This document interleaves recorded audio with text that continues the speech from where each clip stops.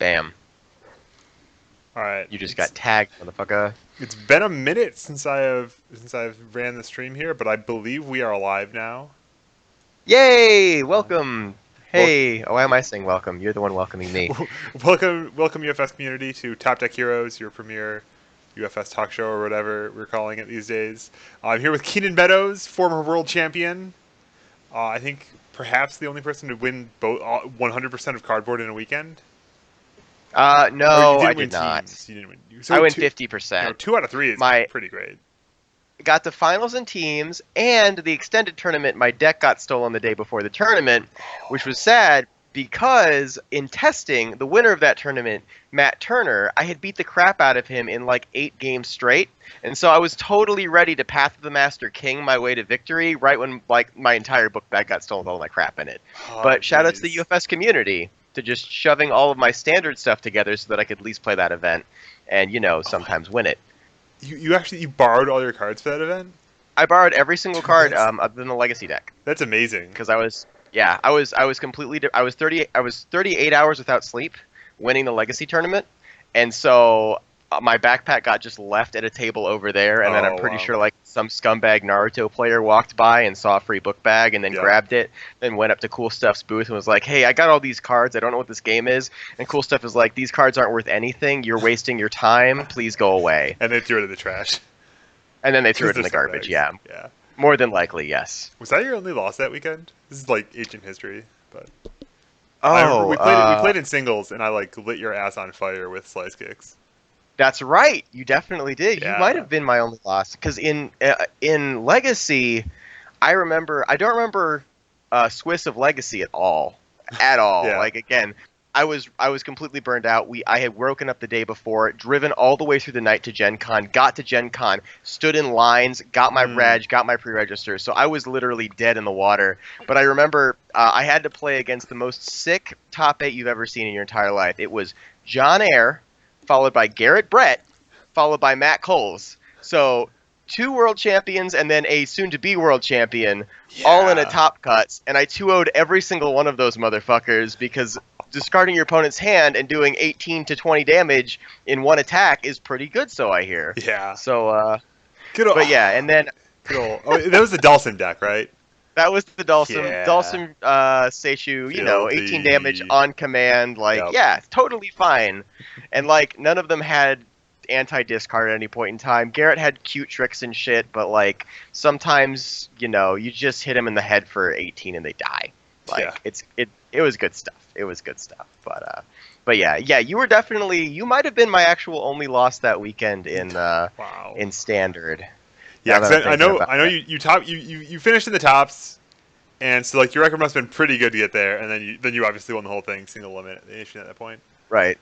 Yeah, and straight up, the only reason I won is because Phil Birch is a complete and utter misplay scrub who doesn't know when to block Harnessing Chaos when he only has one card in his hand. So shoutouts to Birch. I'll never win against him in a top 4 ever again, as multiple top 4s since that event have horribly proven. I cannot beat that man to save my life unless he just misplays miserably. So I really appreciate that in 2011, and I hope that you can step on my face in a top 4. Oh no, you did. So now I've paid you back for a or for a national championship. So now I got to jump back on that Hey, wagon. there you go. So me and Birch are going to trade off a little bit. He's probably going to have to fall at some point, but The harnessing chaos, like opponent has one card in their hand and doesn't block with it. I won a PTC with that too. Did you really? Yeah. Wow. In What roster, character? I was playing Michael O. And I was playing against Oh. Chaos Omar. He drops 5 on turn 1, and then his turn 2 was going to be like he had like a merciless master and like all the ones in and a need to destroy. He was going to like triple trib me on 2. Oh, But I God. just go harnessing chaos. He doesn't block. Like slice double tap. And just put Okay, him in the yeah. ground. You're dead. Right You're there. dead, Chaos Omar. Damn. Well, That was hey, that was sometimes the first event I think that was actually the first event I ever won in UFS was that PGC. that's awesome. And that was Did my he first Gen have a Con. block? He had a Did he have a speeding block demon, in him? yeah. Oh, okay. So he Yeah, just so wasn't +1, it was blocking. guaranteed. He was like, you know what? Yeah. I think you're not going to kill me. Famous last words. I think you're not going to kill me. All right, so the format of our show tonight, I figured we're going to be talking about the Wild West format. in a little bit here. The quote unquote Jasko Eternal with no bans, just trying to mix things up. Bring some cards back that people loved and subject them to the horrible misery. It's kind of the goal. And so I figured Bans are for baddies. we just bring up UFS Ultra and be able to show you any of these cards. Plus it makes it easy to.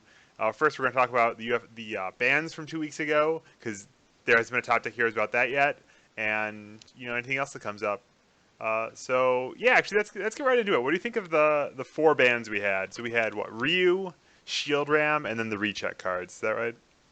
Yes. So I guess you start with Ryu because he's obviously the biggest offender. And I never played Ryu because I'm bad at counting. I don't play UFS by counting. I just always overlevel my damage. But Ryu was a very exacting character. I thought that there was a lot of strategy behind actually doing well with him.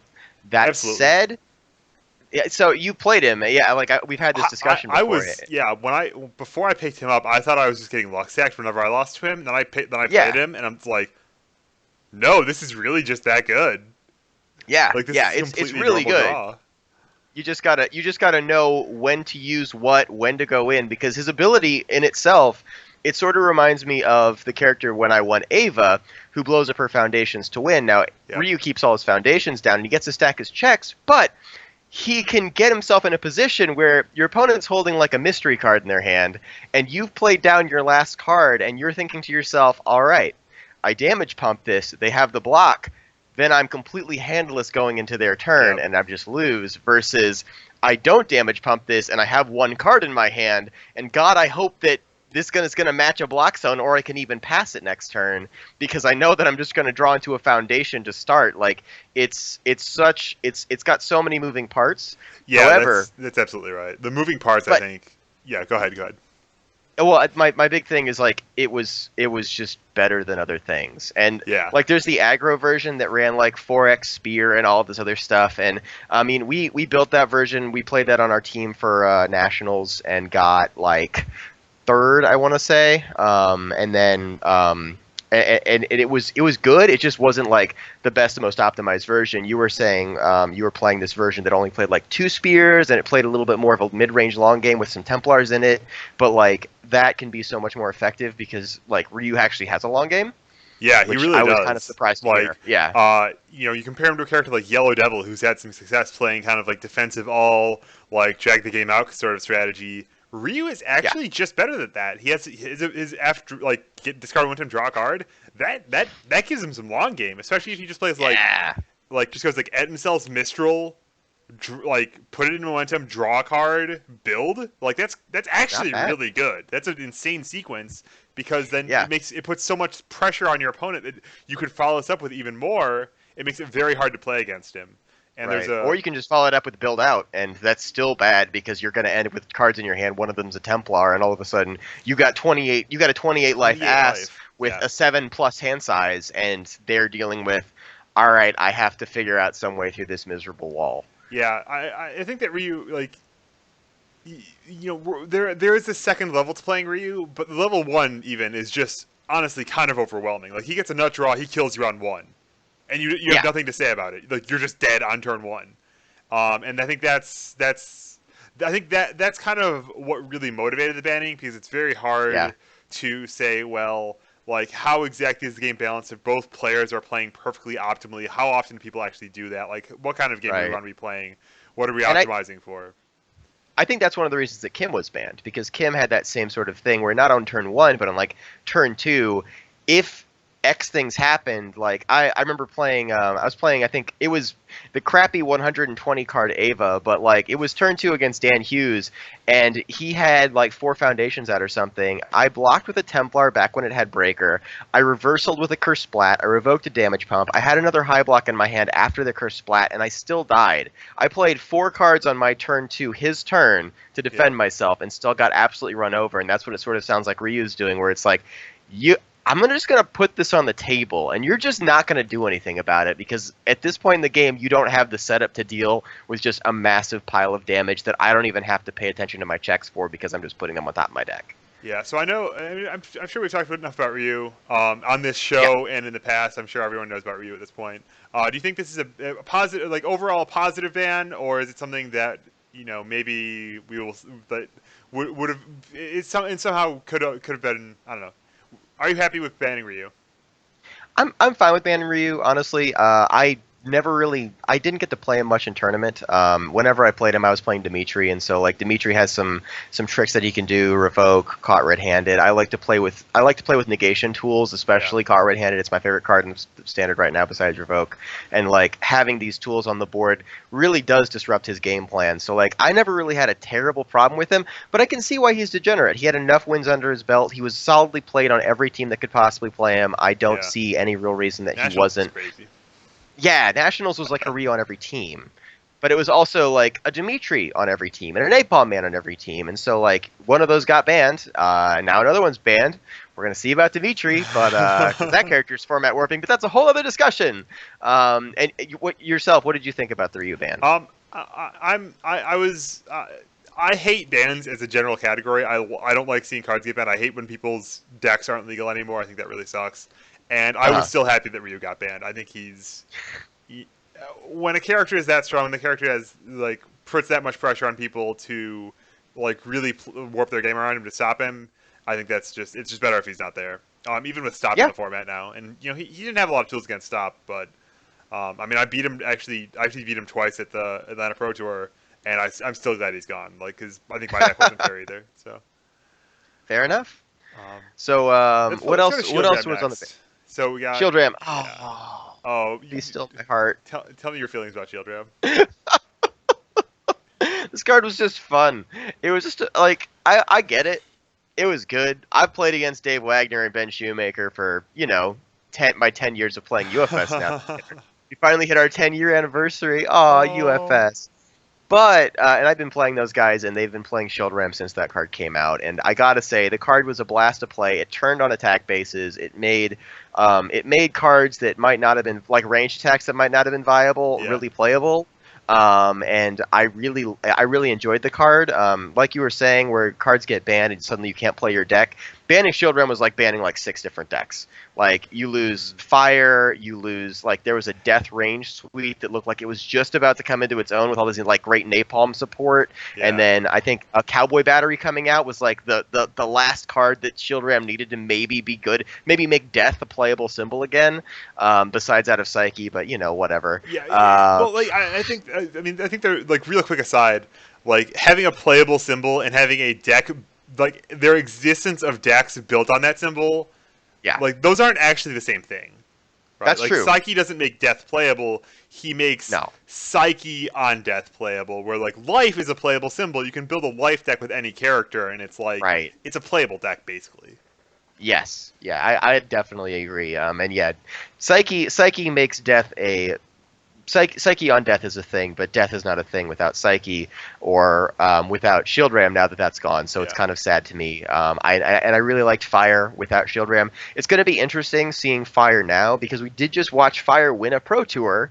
Goro, with Tyler Clark playing Goro with Cannonade, which is now I think like the next iteration of like the broken attack. Fire is going to try to figure out ways to warp. We've seen Satoshi's doing it. We've seen go ahead. I definitely feel like kind of there's a sort of like you need to have a certain like if you like graded cards, right? You say what's the abstract power level of this card? You have to have a certain like total quantity of that in your deck, right? And Shield Ram was a lot of that. Like you're playing Crash Bomber and freaking maybe not homing missiles, but like I feel like there's some kind of like Smile and Missile is like it's a role player. You're not like building decks to put Smile and Missile in it unless you really want the breaker. But like it was it complemented Shield Ram perfectly. It was very very good in the Shield Ram decks. And without that, you build the Smile and Missile deck, you might be cutting your power level a little bit too low. Right. And now, like Cannonade and Stormwaft, those have the power level you need. So now you're going to see decks built around those instead. Yeah, and so it really just shifted what the people are playing. Yeah, they don't get Shield Ram, which is probably okay because like Cannonade and Stormwaft can still play Shield Ram fine, but now they can't. So I mean, like it's all right. It's just sort of disappointing because I thought it was a really fun card. I didn't see it as particularly oppressive. Granted, again, I play caught red-handed and revoke in almost every single deck that I can play right now because they are so strong. This might bring down the power of caught red-handed a little bit, but that card's still insanely good. So I mean, it's just sad to me because I saw people play that card, and like every single time, Sweet Dave's face would just light up whenever he would like resolve Shield Ram, discard Shield Ram, draw into Shield Ram, play Shield Ram, resolve Shield Ram, draw into Shield. Like, oh my God, just watching the smile across this man's face was a magical experience for me, and I know I'm never going to get to feel that same exhilaration again watching someone play UFS, and that's really the big defeat in the Shield Ram ban for me. I love it. Yeah, almost feel like they kind of saw the dead look in everyone else's eyes when their opponents do that, and said, and like I don't get a dead look in my eyes when my opponent rips the nuts on me. Like I've played with Giggles long enough. It's like, okay, you know, like before we started making choices in this game, we're 50-50, right? It's a game of skill and luck, and when your skill is that, when your luck is that high, it's cool. You're gonna win. And, you know, good job. Not anything you Let's can do play about it. Yeah. Yeah. Let's shuffle our cards and play again. And who knows? Maybe you'll do something ridiculous like not check Tengu Dive on turn 1 and then Tengu Dive him on turn 2. What? Who knows? Maybe you'll draw 2 Tengu segue. Dives. Yeah. You want to talk about Proud Nose, or do you want to talk about Lesson in Magic first? Because I have radically different opinions about these two bands. Excellent. Then let's start with the obvious one, Proud Nose. All right. But I say obvious. I don't think this is an obvious ban, because what they're trying to do by banning Proud Nose is to kick the legs out from underneath Tengu Dive. And they said Tengu Dive is too good. We don't like what Tengu Dive decks are doing. So we're not going to ban your Tengu Dive decks. You're not going to go home and, you know, take these, you know, these chase rares worth, I actually don't keep up on prices, but like $6-8 maybe. It was 8 to 10, yeah. Yeah, 8-10. Take my $10 rares and throw them in the trash. That's horrible. But, that's like the centerpiece of your deck. It's out in the garbage can. Like you're lighting it on fire in effigy. That really sucks. So instead, we're going to take away the enabler. We're going to take away the boring one difficulty safety strats foundation, and we're gonna rebalance the deck because we think the decks that do this are too good. And we still want you to play your decks, but we want them to be less overpowering. And you still can. Like, Sai is still super viable. Absolutely. Athena playing dives, still super good. Like, I think that, like, Proud Nose as a ban, it felt super smart. I see a little bit of, it's like a counterintuitive design decision by, like, keeping Dive around and then banning Shield Ram, but that's sort of a different discussion because I feel like they're the same kind of our deck is built around this card. We love this. We love this card. We want this card, and then all of a sudden it's like, oh, okay, well you can't have that one because and sort whatever. of the play. Well, actually, one of the things they mentioned. So one of the play pattern, if you're defenseless with both these cards, is exactly the same. They play a ranged move. They play their combo attack. Their combo attack has draw a card on it. The draw card is another copy of the same move, and so you just get you get wombo comboed on. You just get blown up. Accurate. But then I guess the thing they mentioned was that against Shield Ram, there are things like card handed. They gave it that way. But other than that, you know, you can't just play the game and stop that from happening. With Tengu Dive, you block it, and now it's done. Now they can't combo it. Tengu Dive blocking is like being able to stop Tengu Dive from resolving is way more important than being able to stop Shield Ram from resolving, because Tengu Dive will go to momentum, and momentum fuels everything. Everything that's like super like overpowered in UFS. Typically, you're going to run off momentum. Multiple is the strongest keyword in the game offensively, and so if you can just slip that into momentum and then throw a multiple down. Oh, hey, Shiranui no Mai, which we've seen in like 8 different decks that have won things. Hey, look, I got a momentum. Versus Shield Ram deals damage. It goes to the discard pile. Maybe you draw another Shield Ram because you got lucky. Tengu Dive deals damage. It goes to your momentum. Did I draw another Tengu Dive? Because if I drew another Tengu Dive, this is going to get a lot worse for you. Yeah. Well, so it's earned that's the 1 check versus 3 check power level, you know? Yeah, it earns its 1 check in that way, and I think that the Proud Nose ban was very smart to support that, because you're taking away this card that is honestly should never have been printed, or it could have been printed as a 2-diff. Like, that'd have been fine. But then again, you're looking at Lesson in Magic at that point. And so maybe it wouldn't have gotten played, because Lesson in Magic didn't really get played. I don't know if you're ready to segue, but that was kind of my segue. So let's bring up Lesson in Magic. We're going to talk about recheck cards. It's Hmm. actually a lesson in Magic today. I learned. I can actually just. Oh yeah, we We're got the gonna octagon we're thing gonna going on. we're gonna shift this around. Maybe messing with. This isn't really working, but whatever. So all right, lesson in Magic. After someone makes a check, they get to recheck, or after a player makes a check. So we actually talked about Yes, this card at the Atlanta PDC. I we did. disagreed with you and Marco a little bit about its Hmm. effectiveness. It's like whether or not you want to put it in a deck in the first place. And then it Yep. got banned, so I was clearly completely wrong, categorically, during that whole Right. Well, conversation. lesson in Magic, in my mind, before the ban, was this really great utility piece that could act sometimes as like a free +2 to your check, with no consequences. So like, because most of the time when I build a deck, I'm likely checking fives or threes, and yes, every once in a while you'll flip lesson in Magic and you'll check the same number and you'll come up completely even and it'll be like whatever, but you didn't lose anything for cost besides a flip, which who cares at that point? You've got a nice high block in your deck.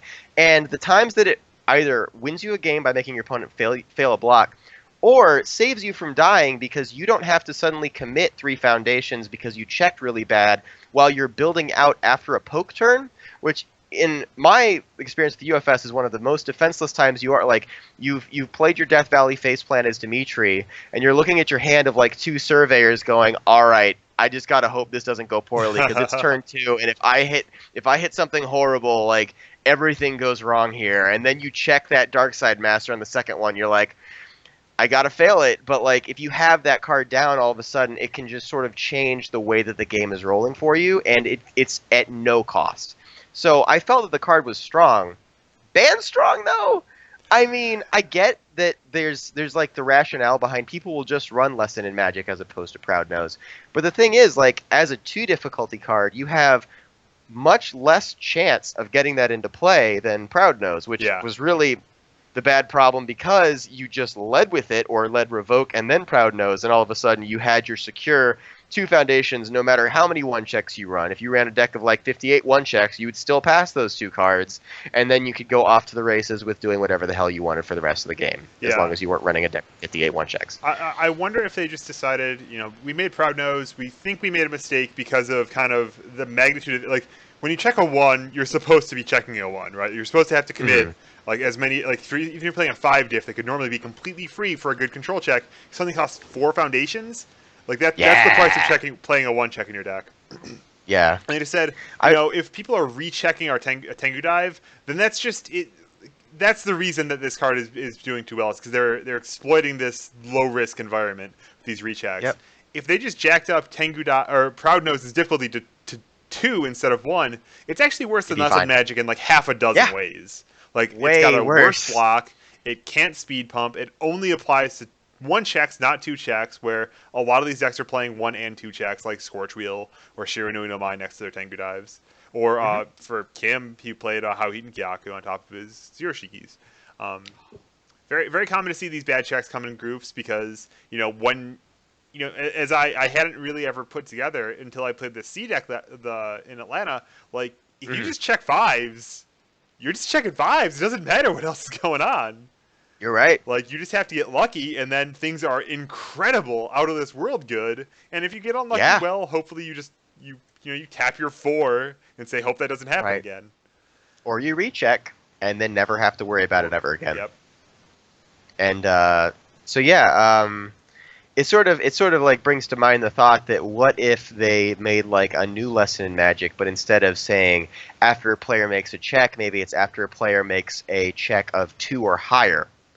So all of a sudden you take away the Tengu Dive thing because like The opposite of it doesn't Proud seem Nose. It's funny. yeah, it doesn't seem like it was much of a problem until like Tengu Dive started becoming a thing, and I like the idea of 1-checks being powerful because there have been a lot of like in the history of UFS just really bad 1-checks printed, that were never played because I mean 1, it's devastating checking them, and 2, they don't have enough impact on the field. And I still think that Tengu Dive will have plenty of impact on the field. There's no reason not to continue to play it. There's still 97 million spam cards in life, as we saw with your side deck. There's still like it still does so much when it hits the board, and people apparently still can't block high. So like between those factors, Tengu Dive is still going to be live in the format. But I think that Lesson in Magic is one of those things that they probably could have kept and still been pretty all right, and just seen how it went. And I feel like it was a little bit of a knee-jerk reaction to go ahead and just say, okay, this card that was kind of fun, and I actually, full disclosure, traded for 3 of them right before it got banned. Because I don't want to buy any more Indine support. Yeah, I know, right? It was like, yeah, this is kind of sad and unwarranted, but okay, Shane, sure, whatever you want, or Jason. It's probably Jason. I don't know. We like to beat up on Shane because we love him, but like, Shane's okay, a little more Jasper active Games. in like talking about the finer points of things. He goes on the Yeah. forums sometimes. Yeah. Speaking of bad one checks, I pulled up the image of Slash. If you've ever heard of that one from back in the day, so it's a Slash. 3 difficult, just Slash. It's a weapon. It's 3 difficulty, 3 mid for 3, +2 mid block. Enhanced Commit 1 Foundation. This set gets +1 damage. Oh, with the hot one damn. check. Because with the hot one check. That 4 damage on 1 card, that's quite strong for a 3 That difficulty. that's pretty broken, I'm not gonna lie. With a name like Slash, you just want this to be a fundamental building block of the game. Everyone has a Slash, right? Yeah. Well, the nice part is I look above that and I see Lunar Slasher, which was essentially 18 damage, 1 check, and then Guardian Slasher, which is our newest 1 check. So the Slash has come a long way in the 1 check field. Sabertooth Games didn't know what they were doing. Come a long way in a lot of ways because like Leg Slash, great card. Don't bring up Leg Slash. I want that so much. I'm sorry. That's the only card I want reprinted from back in the day. Just give me my Breaker 2 with a 3 check and not 3 damage. Stupid Mega Man copy. 5 damage, yeah. A hot 5 damage. It's so much. It's honestly too big. You can't Robot Masters this, man. It's no good. I was hungry for battling way before Robot Masters was a thing. Let's be clear. Let me be clear about one thing with Leg Slash. Yeah, right. But no, that's true. Yeah, 4 damage. I'm totally fine with that. Let's Robot Masters that now. Let's bring it down just a little bit. All right. So any last words on the ban? So I think we seem broadly in agreement. The Shield Ram ban. Yeah. We're kind of sad. Because that card's fun, but right. Who's having fun? Kind of the question. Ryu overall healthy, overall kind of good for the game. I know Shane actually talked about Ryu's kind of he's on the bench. He's not like been ejected from the stadium. He might come back in the game. Down the road a little bit when all the 3 difficulty set with Edencel's Mistral Hurricane upper, those are kind of rotated out. Yeah. I mean, we've seen him be competitive. He's topped events with just good symbol rain flush stuff. That's really good with him, but it's a little bit less efficient. Yeah, and I'm sure they printed some answers to him in the Street Fighter set before they went to the ban, just because they were like, now we're gonna be sick of this guy. So as more cards come out, I'm sure we're gonna see things that were intended to be answers to Ryu, and maybe he'll come back in. And actually, I remember you mentioned your favorite card in Standard is Coward Handed right now. My favorite card, actually, on the subject of cards that are deceptively good against Ryu, is actually a reactive style. It's only with +3 high block, and it fuels your sheer doing broken momentum stuff. But fighting over Ryu's momentum is actually so good. It's like you're ripping cards straight out of his hand. Those cards are worth 6 damage. You might be ripping a Flying Yamato Sphere multiple out of his card pool by taking out his momentum. It's not bad. Yeah, it's. Can you still see me on the stream, by the way? Because my screen is blacked out. Ooh, yeah, I can. Okay, as long as that's fine, then we're good. But my laptop is apparently showing its age finally, so I might actually have to get a webcam. But you get your choice you get your choice. You either get the output or the input. I get one, and I'm going to stick with the one that's working right now. So we appreciate that. So we're here. Let's talk about the Wild West format. Okay. Yeah. So Wild West is So there's a lot of misnomers that it was created by me. That's not true. I do want to give our shout outs to Mr. Brett Hillman, who was the first person to posit this idea to Jasco, and then decided, hey Keenan, do you want to do this? And then we ended up talking about it in our chat. We got online, and I was like, yes, absolutely. I fell in love with the idea. We tried to run an event in Atlanta regarding the Wild West format, and it completely fell on its face. There were not enough decks there. And to be fair, it's day 2. A lot of people had gone home. A lot of people didn't top 8s. So they were like, we're not even going to show up. So it was like, okay, whatever. I forgot my deck at home. submitted to. Yeah, a lot of people did that. You're not the only one. Um, and so I think that the event that we were going to run with a couple of rules changes, such as possibly adding proxies to the mix, as long as they were like nicely Yeah. printed out proxies, that might have encouraged people to play more, especially people who cannot get their hands on the cards. But I mean, if we're talking legit, like if Jasco Games is going to make this a format, or we're at least gonna if we're at least going to talk about it like they have made a format, we might not do proxies. But essentially, what the format is, now that we've gotten all that out of the way, is basically every card that has been printed by Jasco Games that is not a staff card is legal. Every card contains their erratas that they had. We unerrated a couple cards, such as the Angels and Phil Birch, because we wanted them to play at their maximum efficiency. But other than that, we pretty much kept everything true to form. And so what you do is you just try to make the most degenerate crap you can, and mash them all and put them all in a tournament and let them fight it out and just see who is the most broken thing. What's the most broken thing that Jasco Games has ever created? And so The Wild basically, West. Yeehaw, baby. it's the Wild West. Bam, bam, bam, bam, bam. We're gonna like just do whatever and stuff. It's gonna be great. And so it comes down like, do you want a YOLO? Do you want a hard control? There's so many options. There's been so many cards printed out. And so theorizing this format, like as you know, is just a pile of fun. There's so much to do. And Yeah. possibly my favorite thing, maybe not, probably not my favorite thing, but one of my favorite things is how. Probably my favorite thing is just the power level of cards. You're playing with such sweet, strong, like obviously like in your face good cards. But my favorite thing is like the ban list isn't here anymore. So like if you were sad when they banned Skullman or when they banned Gemini Man, like oh man, they took my deck out behind the shed and shot it, Old Yeller style. Mm-hmm. It's back. We resurrected. Congratulations. Them. Welcome. Welcome back to UFS. You've missed so much and you're still so broken. But that said, do we want to get into a couple of decks that, or at least cards that we'd be excited to see in that format? Where do you want to start?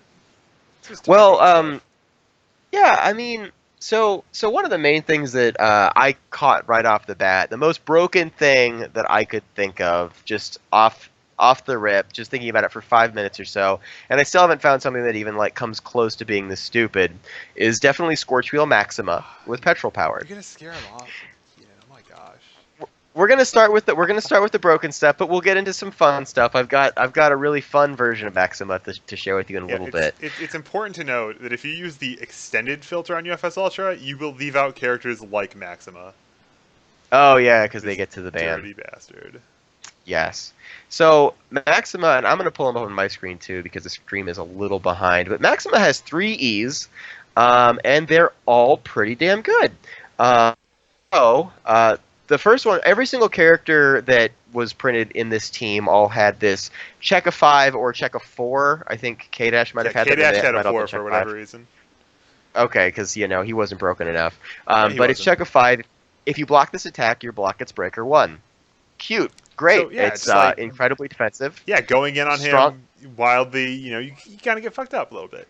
Right, and you got to think about this format specifically. You get like mature and some like really ridiculous aggro, and they just get breaker 1'd all day, so they have to like deal with that. That's actually a very relevant ability. The next one is E. Add a foundation from your staging area to your hand. This attack gets +2 or -2 damage. It's defensive. It's offensive, and most importantly, it has gross-ass synergy with petrol-powered, which we'll get into in a moment. And the last one, discard 1 foundation. If your non-throw attack deals damage, draw 2 cards, which is it's sort of like a draw 1, but the fact that it can be used on every single attack is kind of gross because this is a format where Harnessing Chaos is legal. And while Harnessing Chaos is legal, your non-throw attack is going to deal damage all day. We're going to try to rapid fire up some of these cards we're talking about. Probably among my favorite cards, Harnessing Chaos. It's my favorite card. Hard to block things. Makes it really hard to block. Yeah. So basically, I'm reciting this from memory, but after your opponent blocks, you cancel their block, discard it from their card pool. They may attempt to block again, only playable if there's only 1 copy of this card in your card pool. So you can't get like 3 Harnessing Chaos out and your opponent has 3 cards in your hand and you're like, ha ha ha. You kind of have to be a little strategic about it, but not that strategic because nixing 1 card and making them have to pass their check for their block twice can be really ridiculous. And so now I guess we'll move on to petrol powered, which I mean you don't really have to pull up if you're playing standard UFS. You know what petrol powered does, but it is a foundation that says if you've got 3 or more foundations in your staging area, it immediately adds down as soon as you play it, and then your next attack gets +2 damage. And this is great because Maxima adds a foundation from his staging area to his hand to give damage. So essentially, if you play a petrol power, then play an attack, then pick up your petrol power, your attack has gained 4 damage. You now have a foundation that you can pitch out in, then you can draw cards from that, or you can play an attack, or you can play petrol powered, it comes down, play an attack, pick petrol powered back up, do a petrol powered again, do it again on every single attack that you play, and then follow it up with Scorch Wheel. And it adds 1 every single time you play it. What if you had 2 petrol powers? I mean, the results are limitless. You can have so much fun with this guy in that every single time you play an attack during your turn, you're just feeding the fuel of Scorch Wheel. You're drawing piles of cards off of his Enhance. You're drawing piles of cards off of Scorch Wheel. You can play Wing Slash which is like a 3/3 +1 high block, discard 1 card, draw 1 card, and it gets +4 damage with Maxima's abilities. So Yeah, you've got like 7 damage Wing Slash after harnessing Chaos. Like, this guy looks insane on paper, and anyone who is playing in this format needs to know that that deck is a thing, and will probably ream some assholes if you cannot control his foundation base, and he gets the right cards on turn 2. Yeah, absolutely. The awesome, like, one of the things you didn't mention that's so awesome about the petrol powered loop is that you're basically getting a Shinobi tradition out of that too, because you can tap that petrol powered to pass checks before you pick it back up with Maxima. So yeah, it's the spicy stuff. So what are you afraid of as Maxima? Because I think that's very powerful. That could even be the front runner for the best deck right now. But what makes him nervous? What makes him say, I don't want to play against that? The biggest problem with Maxima is that Petrol Powered says if you have 3 foundations in your staging area. So you have to make sure you do. And there are plenty of characters and cards in Legacy that stop that. Main ones I can think of, Chin with Blazing Storm. You go first, as Maxima. Blazing Storm is a fan favorite. Oh, it's so fun. It's so much fun. This guy, it's a 5 difficulty 2 control attack, which might turn you off a little bit if you're from the modern era. But this is so worth it. We have Blazing Storm Junior, Babying Storm in Standard, and those cards are still great cards. So it just has free Water Enhance. Your opponent has to add 1 of their foundations from their staging area to their card pool. Yeah, it's like Everhope, but way better. Oh, it's way better than Everhopeful. It also gets a free damage bonus for on a 5+, but really you're playing it for that first ability. Ripping apart people's staging areas for just a 5 difficulty check, and just having to draw this card. It feels so good. It feels so good. And 6 damage? And it adds +1 to the speed to every one of your attacks for the rest of the turn. Yep. Because you've added a foundation to their card pool. So it's great early game. You're taking a small staging area, making it smaller. It's great late game. You're taking a big staging area, making it a little bit smaller, and then taking all of your attacks and just adding a +1 to the speed stat and making the reversals harder. Like, it's got so much great utility with a +1 high block. Like, Blazing Storm is one of those cards you can't beat. Blazing Storm. You got to add Blazing Storm to your deck. You're gonna love Blazing Storm. You got to try Blazing Storm out. This is the time for Blazing Storm, and we're bringing it back because the Wild West. Back. That's right. And it's got a cowgirl on it who has guns. So Wild West on Wild West. Perfectly on theme. Oh yes. Right. Perfectly on theme. So the thing that. Yeah. Go ahead. Go ahead. Oh well, the thing that Maxima fears about this card, mainly, especially if you are being forced to go, if you go first against such a character as like Chin, who starts the game with 2 foundations in play, all of a sudden, like Chin's, you play your foundations out. What if you fail one? Okay, I failed one, so I'm stuck with 3 foundations. And then Chin readies up and drops Blazing Storm on your head, and suddenly you lose a foundation. All of a sudden, your petrol power doesn't go down anymore. So you now have to spend an entire turn building back up. Chin also has one of the best abilities in the game on offense, which is blow up a face-down foundation. For the rest of the turn, your attacks all get +2 speed. But in addition, if you want to play an ability, you have to commit a foundation to stop it, or to activate it as the defending player. Yep. As an additional cost. And so suddenly, like, turn 2 Chin, terrifying. Yeah, you're almost defenseless.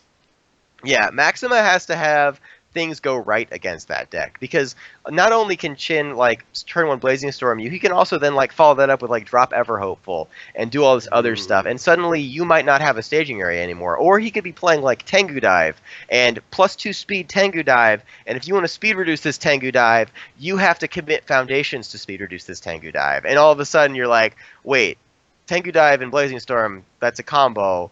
And now I've got a card in my card pool, so it's basically like 7 speed dives coming at my face, and this is really bad for me, and I'm probably just dead.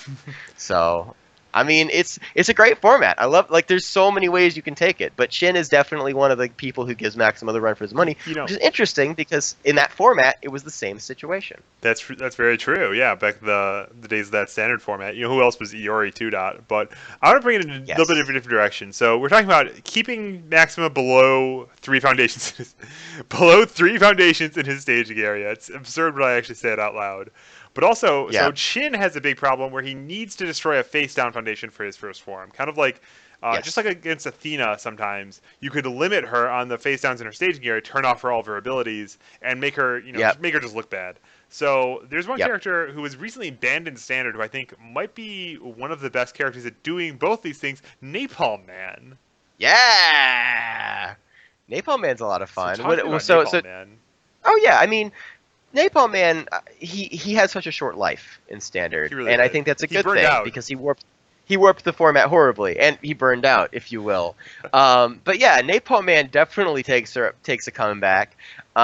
He blows up a foundation in your opponent's staging area every turn selectively, and then he gets to burn your opponent out as much as possible. So in this way, I'm looking at this character with the Void symbol on him, and I'm seeing, Harnessing Chaos has Void. Napalm Man has Void, and so does Piercing Howl, and so does Spinning Demon, which has multiple, which is really good. Real. Oh That's no, it's not. Ah no, it's been so long. Okay, so maybe not Spinning Demon, I'm but pull regardless, up Piercing Howl because this is a card that folks need to know about. This is a common. This is like, you thought Shield Ram was fun. This is Shield Ram without a combo. This is actually the predecessor of Tengu Dive in a lot of ways. So this beautiful dog, Piercing Howl, LI attack, 3 high for 4 difficulty, great, very solid stat line. But if it deals damage, goes through momentum face up right away, instantly, and then you can add it back to your card pool for either plus or minus 3 damage. So what makes this card so good? I mean, the main thing that makes this card so good is if your opponent doesn't have a high block, you just immediately get value out of it. It can be used as momentum for multiples, but say you didn't draw your multiple that turn, who cares? It's still a +3 damage. In a pinch, this card clears itself from the pool, so it's giving your checks a net +1. It's doing 4 damage. It has one of the best. It's got a really good high block, and it essentially says it's just value on a card. It will always be value. It's like Tengu Dive, where it continues its value, but it also has that 3 check. And not only that, but you can lead with Harnessing Chaos, which means your opponent does have 1 but 2 high blocks, and that's a lot to ask. Imagine they high block once and then check a 1 on their second high block and fail it. You just have an empty card pool, and they have nothing to show for getting their ass kicked. It's for taking 7 straight full damage to the face, and now you have a momentum to do with whatever you wish. And if you whiffed your attack draw, no problem, because you can just use that to save your life on their turn by giving an attack -3 damage. So, this card had endless utility. This is the card that taught all semi-veteran UFS players how to block high, which is why I don't fear Tengu Dive as much as everybody else fears Tengu Dive, because I know going into my opponent's turn, if I'm not holding a high block, I'm literally just shooting myself in the head. So keep a high block. Just quick PSA, always hold a high block. In Wild West, hold 2 high blocks, because that Harnessing Chaos is coming, that Piercing Howl is coming, and then you're going to be done. They might just have 2 Piercing Howls. They might just have 2 Piercing Howls. Or they could be playing Air. And I like Air a lot, because Air gets to play Dive, Howl, and Shield Ram. And Ram. Are there any spicy old Air ranged attacks we can use now? I think there might not be. I don't think Air ranged attacks really got... you've got the Reese 7 damage one. Oh, yeah. That one's... Yeah. Wait, is that for cards discarded from card pool or cards cleared? Because if that's just cards cleared, that's actually kind of a cool finisher after you've cleared your Howl, you've cleared your Dive, Oh you've cleared your Ram, you've yeah. cleared your Ram, you've No, cleared your it's Ram, and then you're it, going it's like, it's cards discarded. So like your Rams count, your Dives don't count, your yes. Howls don't count. Ah, man. Well, that's super sad, This but is a like, this is a fun build around me though. Like you play your Proto Man yeah, deck, you get your Shield Rams going, you get your kneecappers or whatever. I don't know. yeah. Well, I mean, Air, in my opinion, right now, in that format, you can't be looking at Proto Man like that character's way too fair. You've got Way too plenty of fair. great band Air characters. You've got Garrett Brett One Dot, who can say, Oh, I'm good going to lord. play Surprise, here's a napkin, discard this for 5 speed. You can pull up Surprise, here's a napkin real quick. Yeah, I'm just gonna pull up the whole 5-point promos block because I think these are all legal here. Oh, yeah. They were all, and Garrett was on both of the cards, so it Oh, makes not perfect quite sense. all of But, them. So like look okay. for the like there's some Shadow War cards in here. There's some Tekken cards in here. But you're looking for Um, any card printed by Jasco Games. So if you were playing back in the day, FFG printed Tekken, and Tekken was their last set. Is that right? no, it was Quest for Souls. Oh, Quest for Souls was their last Yeah. set? Okay. Either way, Tekken and Quest for Souls were their last 2 sets, and then after those characters and everything stops happening, then we get into the Jasco era. You've got your first batch of champ cards, you've got your first run with Red Horizon 1, and that's when we're actually seeing it, looking at legal Wild Wild West cards. Yep. So it looks like if you go on UFS Ultra, this 5-point promos, I think there's only 3 cards here that are legal. That actually only one that wasn't reprinted. I think it's Rising Typhoon is the only one. It's you see a Red Horizon logo on it, and then the rest of these all actually got reprinted inside of Tides of Vengeance, or were printed by FFG. Yeah, So yep. that's what you need to know. So 6-point promos though. Let's just go down this list. And actually, from Napalm Man, I wanted to transition real quick to Okay.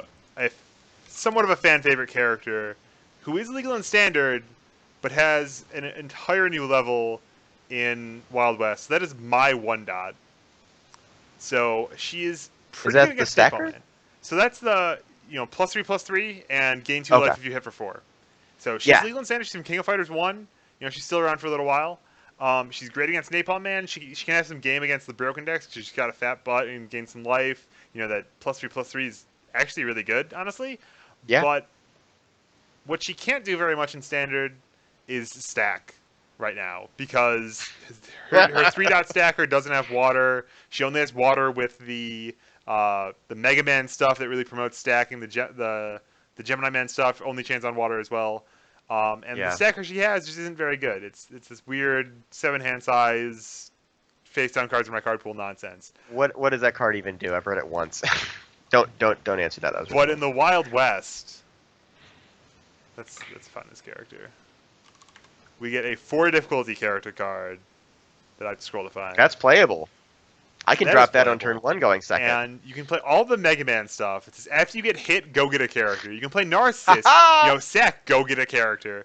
And then after you play an attack for free, you get +1. You gain 1 life. But then once per turn, you can play a form, pay X Vitality, and all of your attacks get free speed and damage equal to the number of characters you have. That ability That's pretty really gross. good.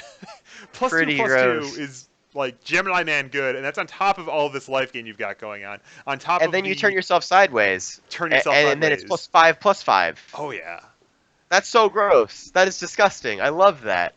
And you Hey. can play Noise Crush. You can play Noise Crush. You can play Blazing Storm. You can play all kinds of shit. You can go crazy. God, that's awesome. You can play Astro You can play Crush. Dive. You can play You Dive. can go Noise Crush, Storm, Dive attack base Oh. with Shiranui to follow up or something With- ridiculous. Yeah, because Shiranui loves speed bonuses. All right, so that's, Why not? Yeah. That's a quick little digression into the Mai. Just remember this character exists. She's great. Shout-outs And to Mai. Everyone loves her. So yeah, I'm in the 6-point promos on UFS Ultra right now. We got some champ cards. We got Joe Hill, our alternate guest for tonight who didn't show up. Alex Marco has some sweet Joe Hill action. He's It's one of the gross. best characters. It's devastating to attack and you doing that. fill their card pull up. Your tornado kicks come across for like 24 damage. It's ridiculous. I love it. He's got this. If this tech deals damage, or ready 2 foundations did not find ready. This ability is so fun. You get so many options. It's so powerful, but you have to get hit. Yeah. So it's a fair trade. Yeah. We've got It's fair. the King of Fighters promo set with awesome cards like Aircraft Carrier or Troutman. There was so much potential behind that card the entire time.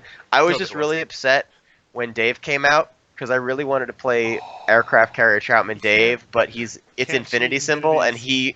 you can't cheat an Infinity Symbol. That's a tragedy. He's very specific, but it was so close to like finding some ridiculous attack base because Aircraft Carrier Troutman is the card that makes your dreams come true. All of a sudden, your entire attack base shares the symbol you want it to share, so you can play any line of the sweetest attacks in standard that just make this beautiful music on top of each other. And if you can find the most optimized attack base, like I'm sure there's some kind of weird ass infinite that the UK guys will find like 6 years down the line or something ridiculous, like the Tycho deck that won that one Legacy event before Legacy stopped Dude, being a no, thing. But it was like, actually a Joe Hill deck. You put oh, your it was a opponent's Joe Hill deck in deck. their That's card right. pool. Yeah. It used a Tycho Action Tycho Action. card. Yep. Dramatic monologue. Yes. That's right. Dramatic Monologue, a card that I had never understood what it did and still don't to this day. But apparently it lets you infinite people, so that card, Legacy's not a thing anymore. But yeah, so God, what were we talking about? My bad. I just lost Aircraft it. Carrier Troutman. Let's go to the next Aircraft. card. There's a lot. There's a lot of cards. Okay. There's a lot of really Yeah. sweet cards in this promo set. How do you feel about contacting Hydern? I mean, it's Aquakinesis. What more could you want? I'll draw a card. Draw. Sure. Just it says a bunch more words. It's after your combat phase begins, draw one card, and it's got more text, but Yeah. you can ignore it. So just draw one card. You Just every time. You can ignore it, or you're really digging deep because you're about to die as a 5-hand size character. You can draw 2, discard 2, or discard 2, draw 2, or whatever it says, and all of a sudden you've just got this fat hand of attacks, and you're ready to slam on your opponent. Yeah. So yeah, contacting Hydern, the perennial staple, will go back into every Wild West deck that can play it, almost guaranteed. You know, speaking of perennial staples that go in every deck, how about a card that I know the other host of the show, Sean O'Brien, actually really hates? You know what it is? What? It's an action card with 4 difficulty and 3 control. And you've played long I enough, hate you that know card this to card. death.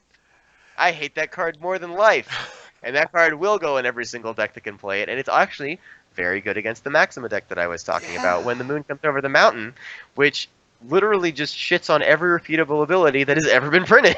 Yep, and so that's the secret. The secret to Mai is that she doesn't run into moon. She has a once per turn F, an E commit, and then some R's you don't have to play twice. Yep, that's absolutely true. So watch out, because moon comes over the mountain is going to get you, and she can moon into dives. Because why not? Yeah, oh, Like, dude, you can moon for shield rams. Your shield Yeah. ram drew you a moon. Well, play your other shield ram. You know what card I'd completely forgotten exists? what? Everybody's favorite card, Playboy. Oh yeah. The most fun shield ram card. Yeah, Like, you thought- definitely. Like, it's just a foundation. It sits in your stage here and it says, as soon as you shield ram someone, get another shield ram. Yeah. Yay! Hooray! Totally worth the 3/4. Not many 3/4 no blocks are super playable, but Playboy was always one of those like, man, if I'm playing a Shield Ram deck, probably kind of want this. Not to mention, on defense, it still has like commit, discard 1, draw 1. I mean, you don't have to play that on defense, but you're probably going to because you're going to use Playboy to pick something up. Playboy was like improved design, but way better. So Yeah. I like it Yeah, a it was lot. improved design, but you especially didn't have to with check bad. You had complete control over what was going on. So tasty. I don't think it was better because improved design's E is, but Yeah, it's good. They're in the same league. They're in the same league. Yeah. Oh, You have to be four-check no blocks. you have to be on a winning turn to use Shield Ram's E, or to use Improved Design's E. All But right. on Playboy, you don't have to be on a winning that's turn, E and you might just win it's because just you pure checked value, well. Yeah. All right. Do you have any other favorites? Because we usually cut it off around 9 o'clock. We started late, so we can keep going. I wanted to give you a gift, Kevin Broberg. What's that? Because we were talking about Wild Wild West format, and so I wanted to come up with something stupid and ridiculous. So I did. I want to paint you a picture. Okay. So back in the day, Maxima got banned, but he was banned because one, he was really good, but two, he had this interesting interaction with this card called Fortress Frame. Fortress Frame said, every single time an enhance is played on a character, you remove the top card of your deck from the game, and this attack, I think it was +1 or -1 speed. Plus Is that or about minus right? 1 speed. Your choice. Yes. Playable while committed. Playable while committed. So the best part about this card in Maxima is that it lets you mill really fast, and there's a specific card that would be coming back called Curse of yes. Corruption, which is a combo attack E. If you have, I believe it's 10 or less cards in your deck, I think this attack gets +5 damage and is unblockable. Yep, it's so 12 essentially damage. what the deck was, yeah, 12. Yeah, so it's a 12 damage unblockable card. And this is awesome because Fortress Frame with Maxima is essentially you're going to remove 3 cards from the game every time an attack is played because you're going to use all 3 of his E's. Yep. You're going to check a card, so you're because of his 5+, ability, so you're going to mill yourself even further. So you lose 4 cards every attack. And then you get yourself down to Oh no. go Oh, okay. you can go Assassination Attempt with Good and Evil down, so your Curse of Corruption can't get negated, into Curse of Corruption.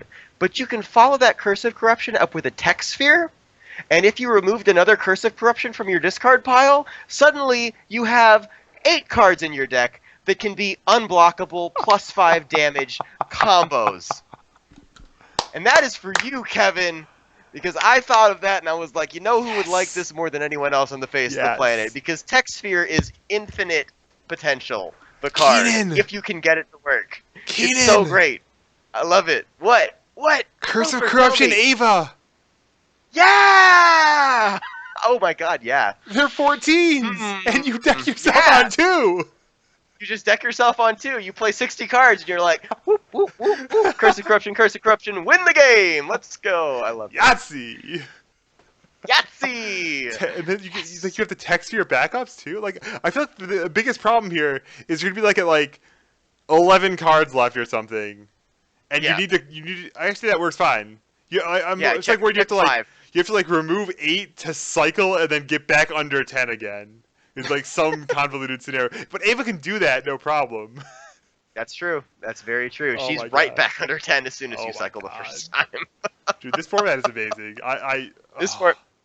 I hope everyone who watched this is having as much fun as we are. I'm having fun. I'm having a lot of fun. There's so much to do, so much to see. Yeah. So what's wrong with taking the back street?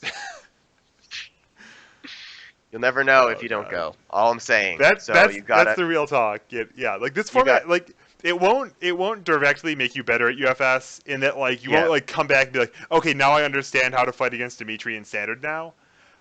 But it will make you better at UFS because you will know to look at this other side of things. You will know how to take something that looks broken and to turn it on its head so that so that it isn't broken anymore.